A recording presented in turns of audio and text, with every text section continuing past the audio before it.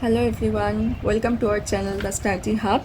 Today I'm gonna share my reasoning strategy with you and I try to keep this video very short क्योंकि current affairs वाला video बहुत लंबा हो गया था.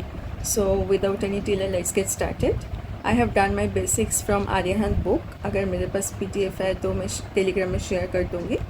आप कहीं से भी कोई भी बुक से आपका बेसिक्स कंप्लीट कर सकते हो क्योंकि बेसिक्स रीजनिंग तो कोई प्रॉपर सोर्सेस नहीं है रीजनिंग के लिए. सो आप बेसिक्स ख़त्म कर लो पहले रीजनिंग के. कोई भी बुक उठा लो और बेसिक्स कंप्लीट कर लो आप. तो और कोई भी टॉपिक को मत छोड़ो, ठीक है, क्योंकि पाजल तो बिल्कुल मत छोड़ो. पाजल बहुत इंपॉर्टेंट है प्री के लिए भी और मेंस के लिए भी, क्योंकि पूरा पेपर पाजल ही डोमिनेट करता है. आपको पता ही है 35 मार्क्स रहता है प्रीलिम्स में और 20 मार्क्स तो पाजल में ही आता है. सेम फॉर मेंस में आउट ऑफ 60 30 या 35 मार्क्स तो पाजल ही रहता है अप्रॉक्सीमेटली. सो पाजल बिल्कुल मत छोड़िए. शुरू में दिक्कत होगा क्योंकि मुझे मालूम है, मैं जब लाइफ में फ़र्स्ट पाजल की थी एक छोटू सा पाजल था. हाँ, एकदम छोटू सा पाजल था. वो उसको करने में मेरे को लगभग 1 घंटे लग गया था. सो आज वही पज़ल में विद इन 30 सेकेंड कर सकती हूँ. मतलब प्रैक्टिस से आप भी कर सकते हो, ठीक है. तो पज़ल बिल्कुल मत छोड़िए, ठीक है. तो प्रैक्टिस करते जाइए, कोई भी बुक उठा लीजिए और प्रैक्टिस करते जाइए. And after that miscellaneous like blood relations, coding decoding, directions, बहुत सारे मिसलेनियस हैं. तो एक टॉपिक को उठाओ. सिलोजिज्म भी है बहुत इंपॉर्टेंट. एक टॉपिक को उठाओ और उसका लेवल 1 पहले ख़त्म कर लो, ठीक है. बेसिक्स कंप्लीट कर लो, देन स्विच करो मेंस की मॉक में.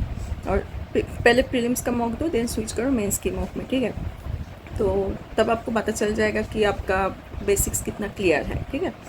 And then next is मॉक्स.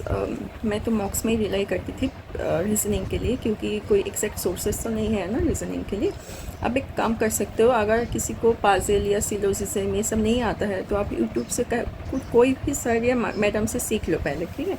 और वो ट्रिक को ना अब ब्लाइंडली फॉलो मत करिए, ठीक है. अगर सीख लिया आपने, उसके बाद खुद से ट्राई करिए. सेम टॉपिक खुद से ट्राई करिए और खुद का ट्रिक्स अप्लाई करने की कोशिश कीजिए. तो आपको ट्रिक्स यहाँ से आना चाहिए, क्योंकि कोई सर या मैडम का दिए हुए ट्रिक आप एग्ज़ाम में ऐसी माहौल में आप अप्लाई नहीं कर पाओगे, ठीक है. तो खुद का ट्रिक अप्लाई करना सीखो. एंड कुछ इम्पोर्टेंट टॉपिक है like input output and critical reasoning बिल्कुल मत छोड़िए. यस, बिल्कुल मत छोड़िए, क्योंकि मेंस में ध्यान से सुनिए मेरी बात. मेंस में अगर पेपर टफ आ गया और आपसे एक भी पजल नहीं हुआ, आपका 20-25 मिनट तो निकल गया, तब आप क्या करोगे? तब आपका मार्क्स दिलाएगा ये miscellaneous part and critical reasoning, ठीक है. तो जो कि बहुत हेल्पफुल रहेगा आपके लिए. तो क्रिटिकल रीजनिंग आपको नहीं आता है तो सेम यूट्यूब से सीख लीजिए.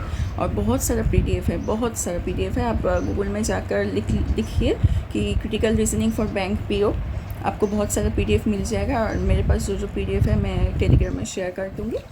तो PDFs हाँ, एक बार यूट्यूब से बेसिक्स कंप्लीट कर लीजिए, उसके बाद PDF कर लीजिए and then mock, only mock, ठीक है.